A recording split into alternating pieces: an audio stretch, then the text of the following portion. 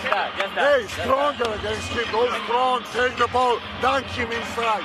You are much stronger, much better than him. If you have open, go to dunk.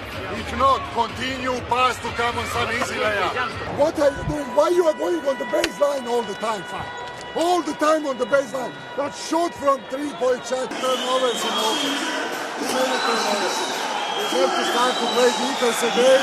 In offense, move the ball like we move the ball and then attack. Defense, 2 in a row, we let them to score a layup.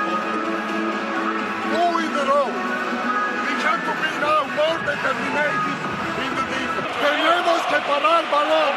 No te preocupas por otras cosas. We have to be quicker, we have to be stronger, we have to think quicker.